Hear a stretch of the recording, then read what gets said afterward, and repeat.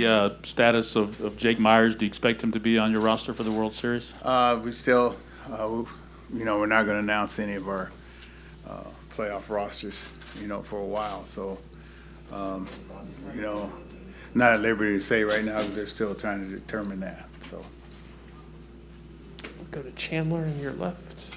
Is Kyle Tucker an option to play center field at some point in this series? yeah, but I mean that's down the line. We still got 2 games here before we get to Atlanta. So, he is working out there, and we're going to make that decision when we get to Atlanta. We'll go to the 4th row. Scott on the left. Hey, Dusty, Hey, two Scott. for you. First off, how's your jaw or chin from the other day, from the celebration? You look good. I know. Well, he apologized like 8 times, and I know he wasn't trying to do it, but I didn't know they had caught that on camera. I can take a punch. So Go to Christy in the 3rd I got row. one more if you don't mind. Yeah, go for it. Can you talk about and describe the impact that Hank Aaron had for you and also on the game and how much you're thinking about him heading into a series like this? yeah, well, I think about him all the time, and especially in a series like this. And I feel his presence, especially him and my dad, and like I said the other day, some of the greats that preceded me that friends of mine that have passed.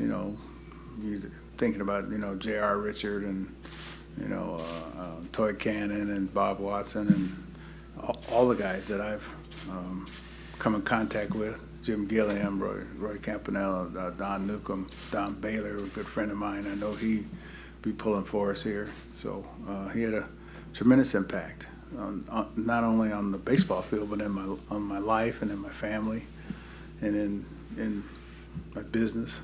And, I'll be forever grateful, to him. And he's had probably a great impact also on Snitker over there because he hired him as the, when Hank was a farm director to begin his managerial career. So Hank's footprints are all over this series. We'll go to Brian in the 3rd row over there. Dusty, I think it's been about almost 20 years since I know you don't want to know what the ending of it, but the 2002 World Series, and I only ask because your son was a kid at that time, and there's He was 3. still that famous image of Yeah. him at home plate. I'm just wondering, as time passes and you were able to celebrate with him on the field after you guys clinched to be in the World Series, what's it been like to kind of your guys' relationship to evolve and think that it's now been 20 years since Right. that moment we've all watched 1,000 times? Yeah, well, time passes very quickly, and we all remember that time. Everybody remembers that except him. He's the only one that doesn't remember it, and people remind him of it all the time. And sometimes he gets tired of talking about it, but it is part of my history, Giants history, baseball's history, and his history. And so now he's trying to make his own history, with the Nationals as a player. And so I'm just glad that he was able to be here, for this, and to see him before the game. I mean, I think this is only the 2nd time that he hadn't been able to be in the dugout because he was in the dugout in other organizations. People sent me pictures of him when he was small, with the Cubs, and a little bit older with the Reds, and a little bit older with Washington. And they sent me one picture of him. I remember when he signed his first autograph. You know what I mean? So he's been practicing that since he was a little kid. So now he's a man. He's a young man, and he's excited as anybody in the state of Texas or even in baseball. Go to the 3rd row on your right, Christy. Another question about your son. Yes. You were saying, I think yesterday, that y'all joke like, "Are you excited yet?" Now that it's the eve of the game, are you excited yet? Not really, because we always joke about that. And I told him, I don't get too excited too quickly because that's wasted emotion and energy at the time that you're going to need, for the game. And so as the game gets closer and closer, and you try to not just have it encompass all your life because it won't let you sleep. If not, then you're not sharp, by by not sleeping. And so you try to go to sleep, you try to do things your regular routine, but as you get closer to the game and game time, and especially right around national anthem time, that's when you really feel it. We'll go to the third row in the aisle there. Hey, Dusty, I've always been impressed with your ability to work music into your answers. I was going to ask you about your love of music, but not just that, but how maybe there's certain songs or playlists you might listen to help you get ready for a moment like this. Yeah, I mean, for sure. I mean, music is a big part of my life. It's a big part of setting the mood and the tone, for what I need. Sometimes I need jazz to calm me down, or blues, or I need something to pick me up. So today I was listening to Tupac, Picture Me Rolling, and I was listening to, Slim Thug, the local artist. My nephew turned me on about 20 years ago. I'm Back. We'll go to Chandler on the left. Do you know who's starting game 2? Pardon? Do you know who is starting game 2? Yeah, but we're not going to announce it yet because we don't know who's starting for them. We'll go to Jesus in the first row here. Dusty, I remember when you were introduced as manager, you talked about what was going to be on the back of your jersey and what that person meant to you and why you, when you go out tomorrow, what would it mean to carry that name, your dad, and to honor him tomorrow? Well, I mean, I don't even think about it really because, since I put it on there, I'm not Dusty Jr., I'm Johnny B. Baker Jr. So, I'm just trying to honor my dad and also, stay modern. I think that was pretty cool that the young players that are young fathers that are playing ball in all sports, are proud of being junior. And, with all the names that they have out there now, there aren't many. I didn't know there's that many juniors out there. And now my dad, he never called me junior, and he wouldn't let anybody else call me junior. And so, there's one Johnny B. Baker Sr., I am Johnny Baker Jr., but my name is always in my family. I've never been called anything, but Dusty. And we'll go in the first row. Yes. Dusty, you had done such a great job with this team. You took this team under the past circumstances and you stood by their side. What have you learned about this group since you took over? Well, this group is a very, close-knit group. This group, they come to play. They back each other. They don't really read their press clippings. They don't read positive stuff or negative stuff. I've never heard anybody boast or brag, on this team, which is unlike most teams I've been on. They accept whoever comes to the team, and this is probably the cleanest living team that I've ever been on. As far as nutrition, as far as they don't hang out. I've never. It's hard to find anybody in the bar after the game or anything. I mean, this team is just focused on baseball, clean living, and they have a good time, but they're very serious and very dedicated to what they have to do and what they're trying to do. Go to the left corner, Jesse. A little bit of a follow-up to that, Dusty. The casual baseball fan might tune into the World Series and they have this image of the Astros and what happened in the past. Do you think deep down these players are there's a motivation to win this past that whole scandal to prove that they can do it without any of that stuff? Well, I don't think that's their main source of motivation. That's what I think people are trying to make it as their main source of motivation, but that doesn't motivate you nearly as much as just striving to win and thriving, for excellence. You can only be driven by, I'll show you, or you can only be driven by, negative, motivation so far. I think this team is way past that because they know they can play. And so, I mean, this is what you have to dwell on versus,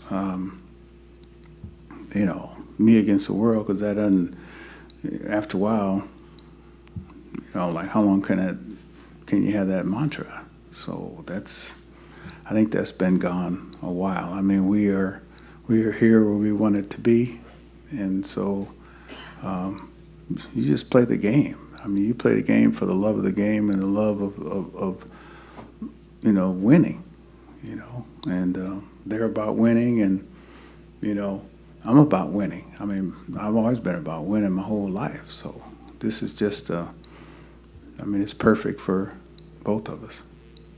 Standing on your right. Hey, Dusty. Zach Klein from Channel 2 in Atlanta. I'm Yes. just curious what a text message from Hank would look like to you the day before Game 1 of the World Series. Some trash talk, a friendly wager on the line?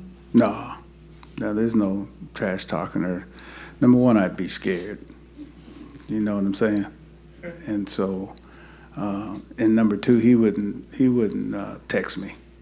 He'd call me, and like opening words would be Mr. Dusty Baker. That's what he calls me. And so he was there, I'm pulling for you, good luck, and just be yourself. Your right center aisle, far back. Dusty, with the lefties that they have in the back end of their bullpen, does that change any of the way that you win or how you would use Castro at all as a pinch hitter? Maybe, but like it just depends on which lefty, depends on, who he'd be hitting for, or, if at all, or if I'd use him a little earlier, or, like I have some, and depends who our roster is, depends who our roster is and who I would use and who I would think would be the best matchup. Standing in the far back. Dusty, Dan Matthews, 6A, the fan in Atlanta. Yeah. I think you mentioned yesterday you don't know Brian Snitker all that well, but I'm sure you know his story of getting here, getting the job, and keeping it. Is there extra admiration for a guy like that? Yeah, definitely. I mean, his path has been a lot different than mine, but we end up at the same place. But I know a lot of people that know him. Ralph Garr is still with the Braves. Like he's my closest friend. I was just thinking last night, not only like I said, I know his staff personally, because a couple years ago, I was in Atlanta doing something for ESPN or something, and they had a rain delay, and Snitker invited me in, because I know, Tuxedo. You know who Tuxedo is? Yeah, that's the bench coach, and I knew ways from Tuxedo, New York. That I got a nickname for everybody, and then I really know Wash real well. I know, EY, real well. I know the pitching coach that was with me, I think in Chicago in our minor leagues. I know him well, so I know his staff more, closer than I know him. But I got admiration for him. Just do a couple more. Ron in the third row. Hey, Dusty, Ron Blum from AP. Yes. How do you think players respond to you now versus 20 years ago when you were closer to their age group? Is it any different? Yeah, it's different. I mean, I came in as a coach, and I came in hanging out in the back of the plane. As a player, I never went up in front of the plane. I never went up in front of the bus. We was in the back cutting it up, and then when I first started coaching, I was staying in the back, talking more to the players on the plane, but things change over the course of time where I let them have their space. I try not to intrude upon their space. Plus, with COVID being around, we weren't allowed to go to the back of the plane. We weren't allowed to leave your seats. So it set a totally different dynamics. Guys weren't allowed to play cards anymore, or the whole thing changed. And so, when I first came in, I was more like an uncle, and then I became, more like a dad. And so I'm kind of in between, a dad and maybe even a granddad, but I'm probably little bit too cool to be a granddad right now. Do two more in the fourth row, and then David in the back. Hi, Dusty. I have Hello. 2 questions. The first Yes. one, I know you get asked this every day, but do you have an update on Lance McCullers Jr.'s availability? No, you'll hear from Lance in this afternoon. Okay, thank you. And the second question is, you've been a part of a lot of different teams. What's the identity of this team and what makes it special? Just probably, the fact of how they've,